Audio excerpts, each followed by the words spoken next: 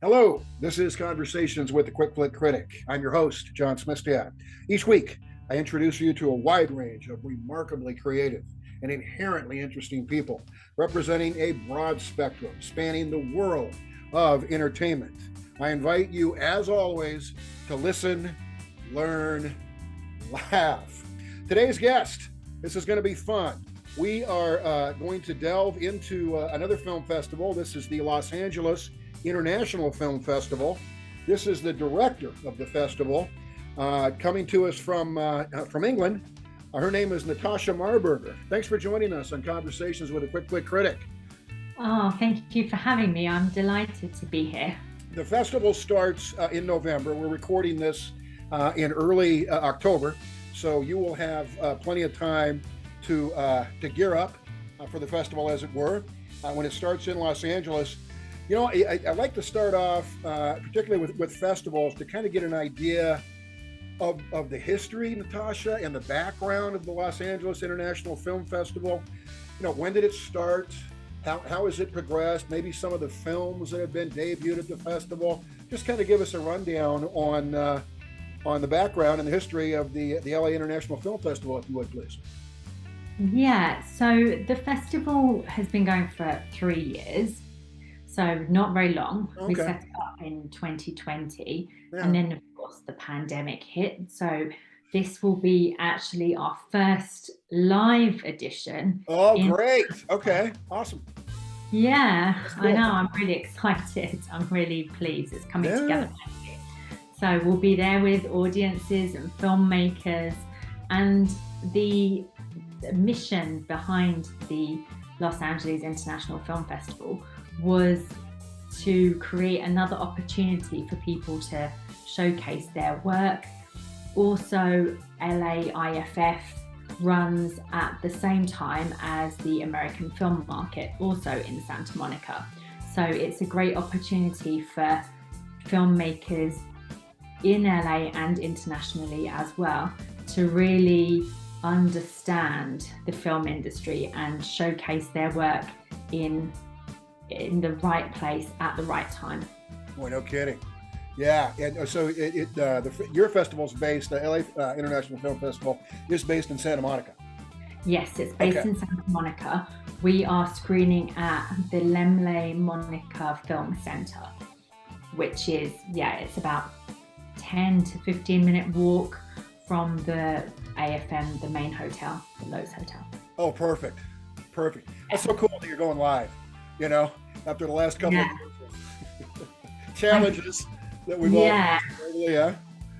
And I think if you have to go online, you will, and we did, and hopefully we offered a bit of a good experience for filmmakers.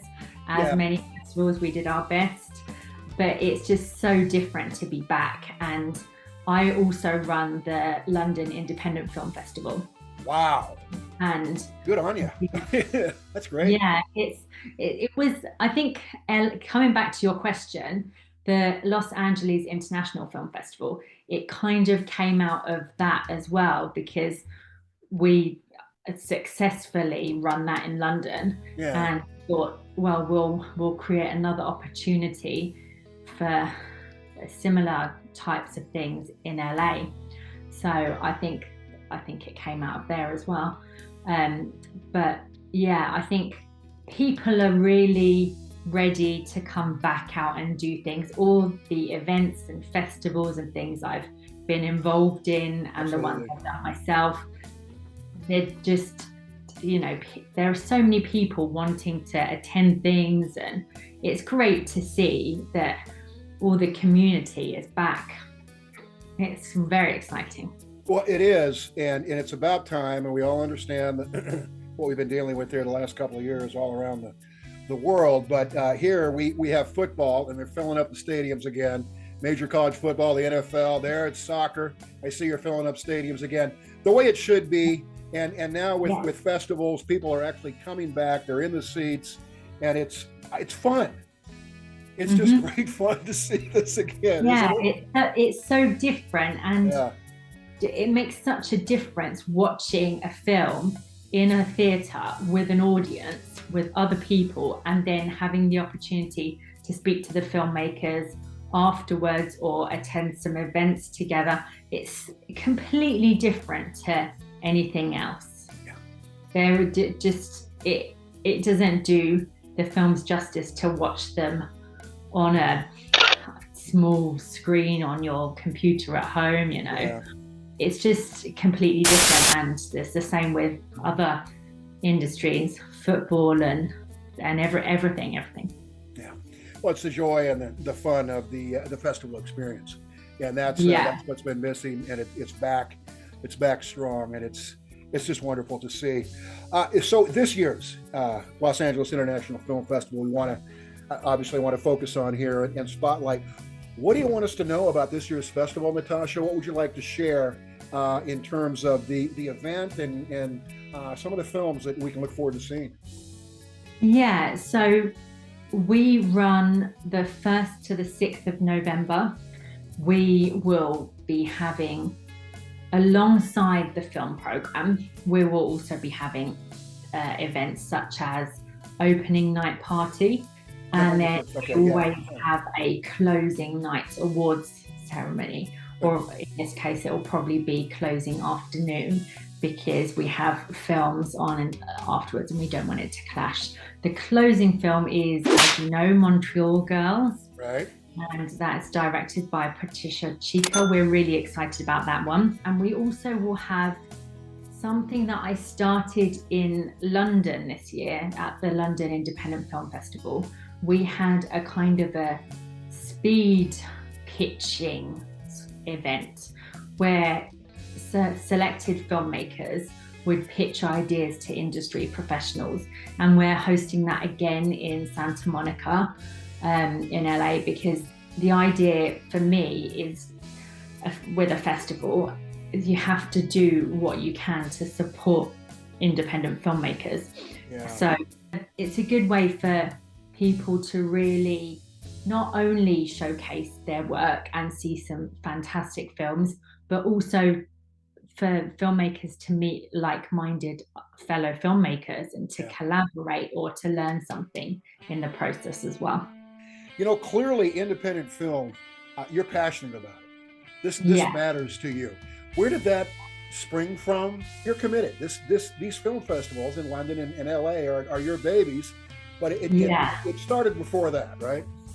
Yeah, well, my background is as a producer, actually. Okay. That's my other job. Other jam. Okay, yeah. Yeah. But so I'm passionate about having opportunities and really being able to take the next step as a filmmaker, because I know how hard it is, and I've seen it from the other side. I know what kinds of things we need more of and what kinds of events are beneficial to filmmakers. So I think I've got a unique perspective because I see things from both sides. Yeah. And I think that really helps. And then, I don't know, before that, I always wanted to be a filmmaker. So that's way back when. Yeah, but a common story, particularly with the film festival directors I talk to, but they need to be involved in the craft, right? In the mix, and quite frankly, in the magic, which kind of takes, you know what I mean? Yeah. Yeah, and I think there's with the film industry, there's no right way or wrong way of doing anything. If you're a doctor, you follow certain things, and then you're a doctor. When you're a filmmaker, there's just so many different things, and you don't know what the good things to do, the right things to do, the right people to work with, and then maybe your project fits for some parts of the industry, some audiences, other audiences it's not for them. So it's such a beast to manage, really. There's so many things, and I think a film festival, and what I'm trying to do, is just show different opportunities, connect people, offer some at least ways to learn or ways to connect with others, because then that's one part we can help with. That's very cool. And again, clearly this is close to your heart. Do you remember, and I'm sure you do, when you fell in love with movies, Natasha? Because clearly you have. I have, I know. That's why I do what I do. Where you realize maybe it was a particular film or a moment, this film or this scene is moving me in a certain way, and then it just kept building from there. It's like, I really dig motion pictures, right? Yeah, I think for me, uh, it's hard to say one specific moment, Yeah. but I grew up watching a lot of the 80s kind of, things like Jaws or Gremlins or E.T., Big all hits. of Yeah. Yeah. all the kind of the effects, the practical effects. Right. And I thought that was really exciting and really interesting. Yeah. Obviously, we've moved on and things have changed from that specific thing. But I think it's always been interesting to me, the kind of making magic out of nothing, like creating something. Yeah. And that's what attracted me to film in the first place. And then as a filmmaker, I support other filmmakers, and I'm a producer, so I work with people and I really kind of shape projects and people and promote stuff. And I think then it's just another evolution where then I'm doing that same thing now with the festivals as well. A lot of time people spend hours alone doing editing or writing or whatever it is, and it makes such a huge difference when you then have people together in a space, because then you're like, actually there's more of me, I'm not completely alone, there are other people who do the same thing. It's almost like an out-of-body experience, because like you say, it's a lonely endeavor, creating. We're not asking anybody to feel sorry for us as creative people, but it is. And then you sit down with a bunch of people, like you say, like we're doing again now in these theaters, and like people are actually watching this thing that I created, and they seem to be enjoying it. And it just kind of takes them to a different astral plane almost. It's like, is this happening in my life? It's amazing, and it's such a magical moment to see that and help make that happen. And that's why we're here, you as well. It's why all of us are here. We're supporting and celebrating each other. Natasha Marburger, thank you so much for being with us here at Conversation. Thank you for having me. It's been fantastic. Good. Folks, that is Natasha Marburger, who we've been speaking with here for the past several moments, and she is the director of the Los Angeles International Film Festival, which starts on November 1st in Santa Monica, California. Check it out, because I have watched the closing night film, Montreal Girls. That's a hell of a film. So now we are welcoming a first-time filmmaker. This is Patricia Chica. She is the director, co-writer of Montreal Girls. Natasha and I were just talking about Montreal Girls being the closing night film at the Los Angeles International Film Festival. First of all, Patricia, welcome to Conversations with a Quick Flick Critic. Thanks for being with us. It's a great pleasure being here with you, John. So thank you for having me. Absolutely. We're thrilled to have you.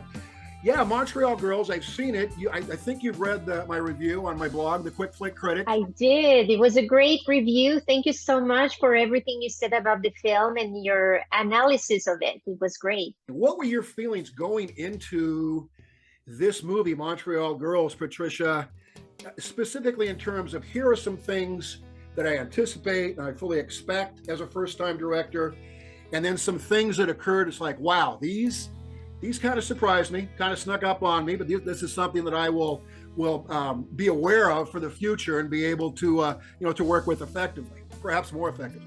It took a lot of years of preparation to get the movie made. First of all, because my co-writer Kamal John Iskender and I we started collaborating on the script, but it was a on and off thing in between gigs, nothing that we were pursuing full time necessarily. But then when we got the funding to make the film, we were in the middle of a pandemic. Yeah. So we had to stop production and then start again. And when we started after the first lockdown, so just imagine going back to June 2020, where there was no vaccine, no idea how to film a feature film, a romance film with a lot of intimacy and closeness from the actors, and how to deal with that on set.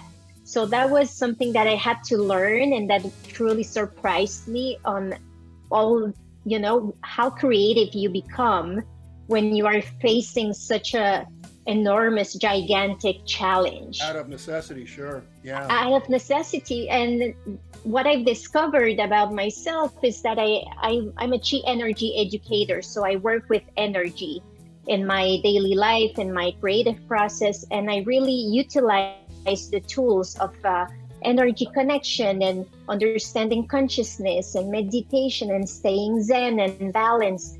And I taught those tools to the cast and crew. And that's really what helped, especially the actors, to find that closeness, that intimacy when they had to be 6 feet apart at all times. Oh man, yeah. That's but the film is sexy. It's very intimate. It's heartfelt and emotional, and you don't really feel that we suffered or the film suffered from being in the middle of a pandemic, because just setting that intention of staying connected and staying close and intimate despite the distancing, it really helped everyone to go through it. Yeah. Well, I've talked to, obviously recently, so many independent filmmakers. That's who I primarily interview, who've mirrored a similar experience to you, Patricia, where they had to deal with this pandemic. These are the limitations, the way they exist, and you got to deal with them. And it's remarkable to me how resourceful people are, but how resilient and adaptive they are. Rather than say, well, let's just bag it, let's not do it. Putting out a quality project and production like you've done with Montreal Girls, you have to be damn proud of that. I am very proud of my team and how everyone got together to tell this story. And I couldn't have done it on my own, honestly. It took an army, it took a tribe to get this done and do it in the beautiful, harmonious way it was made, with a lot of love and intention. And the actors in it, especially Hakim Brahimi, the lead actor, he was not an experienced actor or even a trained actor. I'm really surprised by this. Yeah. So he really accepted to be trained by me for a full year before we started production, so he could learn how to become an actor and how to, find the authenticity without being in his mind, and to really allow that trust to be embodied in his performances. You mentioned Hakim Brahimi. He was so natural, and you read my review. In my review, this is an odd word to use, and it probably doesn't make any sense, but the word that kept springing to mind for me about Hakim's performance as Rami is pastoral. He's very peace instilling. His face exudes peace. And you watch him in the middle, really, of all this turmoil, Patricia, and the way that you created and presented the story to us. The point for me of Montreal Girls is you get one go-around on this earth. You get one chance. Are you doing what you want to do? And he realized, I'm not. Or I'm about not to do what I really want to do. And he makes that decision. But talk about, if you would be, please, specifically Hakim's performance, and then his character, Rami, realizing a lot of things about himself and his life and his future in Montreal Girls. Absolutely. And I love that word, pastoral. You're the only person actually who has ever mentioned that word. And I was very intrigued by the intention behind it. But it's so true that the performance is authentic, and it almost to the level of being spiritual towards the end of the film. Yes. So the actor and the character, they went through this transformation, this story arc of this journey of discovering who he is and honoring his own beliefs and the way he wanted to lead his life despite his family and especially his father not wanting him to do what he's supposed to be doing. Yeah. So that self-discovery is very predominant in the performance that Hakim Rahimi gave. And I believe it's working with the energy techniques and just filming him in chronological order as much as possible. So he really lived each step of the way in the order that it was supposed to unfold. And because he was not a trained actor or didn't have necessarily that experience on previous bigger roles or any role of this magnitude, I had to treat him almost like a documentary subject. Yeah, I understand. Yeah, so sometimes I told my cinematographer, just start rolling the camera, and I was just like telling him, roll the camera, to capture that moment. And then at the end of the take, we just did the end clap because I didn't want Hakim to be aware that there were cameras rolling or the sound was recording and the clap and calling the shots. We just started following him around in some moments, especially the most emotional, deeper moments where he had to cry. And I just had to allow him that space to get into the moment that would lead him to cry and not just call action and expect him to cry. So it was working on eggshells almost with a person, a real human going through all this turmoil. And because we worked that way and the crew was very open, I told everybody that's how we're going to work with this actor, and you have to be open-minded enough to work in almost like a hybrid between drama and documentary. And we ended our days on time, believe it or not. It's not like it took longer. Actually, it took less time just to allow him the space to be in the moment, capture the moment, and that's it. You don't need to repeat the take because the moment is authentic and truthful. You know, Patricia, seriously, that's a wonderful approach. I don't know. In fact, I'm just going to say that not all directors would do that. They would expect, a performance on demand. And clearly you are about feelings and about emotions and about tapping into those. And you realized as a director that's not going to work. That's not going to give me the most effective performance that I need from Hakim and his character Rami if I just say, okay, we've got to get this done now, go, right? It wasn't going to happen the way it should. Well, as a director, it is my responsibility and my duty to support my actors and my team. Sure. I'm there to bring the tools and the support they need so they could excel and be at their highest potential. Because if I demand this is how we're going to do it, and it's not going to work out with people who are not trained to be actors. Yeah. And the casting process was done with the focus that whoever is in this movie is going to already be the character almost. I come from a documentary background, so that's how I usually proceed on my production. So It was very natural to me to work that way.